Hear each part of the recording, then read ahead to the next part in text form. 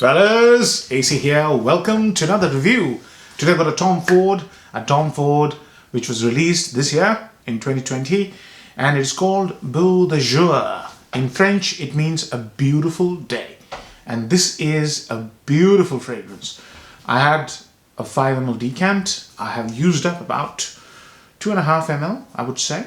So I've given it a proper testing, and I am going to tell you right up front that this is a fantastic fragrance. Really like how it opens up. It opens up with a very sharp lavender, very sharp and very thin. This fragrance is very thin. And you know, before I get into the fragrance, let me tell you something. This is part of the signature line, but the similar fragrance, same fragrance exists as part of the private blend. So just if you're new to Tom Ford's, these kind of bottles are the private blend, and they tend to be, much more expensive.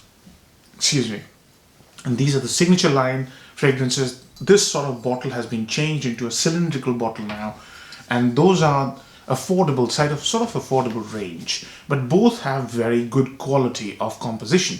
This is the good thing about Tom Ford. Not everything in the private blend, if you like, is not my favorite. You know, I sometimes feel they're not niche. Sometimes, not most of the time. Most of the times I think they're very good. So this one, so very sharp lavender with a very sharp rosemary. And when you spray this fragrance, it harkens back to the old times, the times of let's say Azzaro. Now Azzaro released in the late 70s, and it has that strong lavender, very thin, very sharp herbal smell with anise. Here there isn't any anise, but there is a smell of rosemary, and that rosemary made me think of another one, which is Tuscany per uomo, which is again 1970s, very classic masculine, and it immediately sort of put me into a dampener. I wasn't much impressed. Why? Because I'm not a big fan of Azzaro. I don't like sharp scents. So this one is very sharp.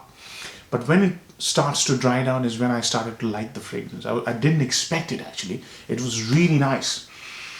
So what it does is it brings in two more green herbs or herbal type note. One is geranium. Geranium actually is so beautifully executed here that it brings in that sharp green floral aspect, slightly watery. And basically basil green sort of spicy greenness, very fresh with mint, and that's when the fragrance makes a bit of an impact in my head as to it smells like a shaving foam. Literally smells like a shaving foam of the yesteryears. Yeah, but that's what first lasting impression was in my head, of a shaving foam. When the fragrance dries down, it brings in another two great notes, which is what seals the deal for me. Fabulous amber, the kind of amber which has been used in Grand Soir. So this fragrance is basically a combination of Azzaro with Grand Soir, and it's a beautiful combination. You wouldn't have thought it would work, but it actually works beautifully. And the spiciness is maintained with a little bit of earthy spiciness of patchouli. Again, one of those notes which was used heavily in the 70s. So this is basically a 70s fragrance reborn in the modern era with a lot of modern aspects, and I think everybody's going to like it. It's a really good fragrance. So shaving foam to a very spicy, earthy, lavender-based sort of fougere, oriental fusion, if you like. That's the fragrance. Yeah? So good sides and bad sides, ups and downs, pros and cons. See, the number one pro for me is when I buy the signature line of Tom Ford, I'm guaranteed very good composition quality. Blending is marvelous. They're very high value for money. You can't say the same thing about the private blends, but the signature line, almost all that I've tried have been superb. Think of any, Ray Vetiver is my favorite, Black Orchid, now this. They are great in terms of quality. Composition quality is absolutely superb. Number two, this is a fragrance which has got absolutely everything for someone, right? So if you're in your 20s, the base of the fragrance is going to really excite you. The opening may or may not. right? If you're in your 30s to your 50s, both the opening and the base will excite you because there's something there. I know there are a lot of fans for Grand Soir. Imagine. And there are a lot of fans for Azzaro Purum. So Azzaro Purum and Grand Soir mixed together. There's something for it, something in it for everybody, I should say. So that's the second one. The third one is the value for money. See, the thing is, you can get these 50 ml bottles for about 70 to 80 pounds, maybe even a little bit more. But this is a 2020 release. Bearing in mind, this is a very current fragrance release. You can still get it for a very good price. I'm not saying, I said 50 ml, sorry, 100 ml. So you can get it for 85 pounds, which is amazing price for this fragrance. Tremendous. I can say with hand on my heart, signature line, value for money is very high. Now the downsides. So familiarity.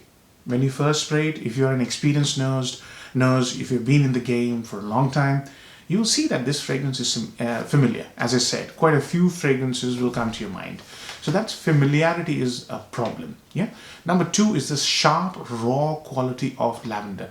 Now, lavender is either powdery, sweet, resinous. Here, it's very sharp and very shrill, high tone. Now, some people don't like that, right? And that high tone remains for a long, long time. So that can be a problem. So those are the two downsides. Now, performance. The fragrance has superb performance, guys. The longevity is about 12 hours. The first stage of the fragrance, the shaving foam thingy, stays for about 6 hours and then starts to diminish, and then the amber comes in, right? Long fragrance. Longevity is tremendous. Projection is absolutely off the charts. 4-5 hours is absolutely not a problem. And sillage is equally brilliant. This fragrance is a real powerhouse fragrance. Seasons. I think the best season to wear this fragrance is in between weather. That is where those notes that I mentioned are going to work beautifully. So spring and autumn. Age groups. I think this is one fragrance which is going to agree with everybody. So if you're a 20-year-old, because this fragrance has this amazing charm and modernity about itself, right? And who doesn't want to smell like a shaving foam? So it has that appeal. It is going to appeal to the 20-year-olds as well. Clean shaven, very smart looking guy, 20-year-old, no problem. Clean shaven, very, very smart looking, accomplished middle-aged guy, absolutely not a problem. You can wear this to office with no, doubts, no, sort of, you wouldn't struggle carrying this in office. That's what I'm trying to say. Watch the sprays. You can wear this to a date, not a problem, but it smells better during daytime. But then by the time it starts to dry down, it's already evening, so it smells even better in its dry down, but it doesn't project as much in its dry down. So it could be a very nice date scent.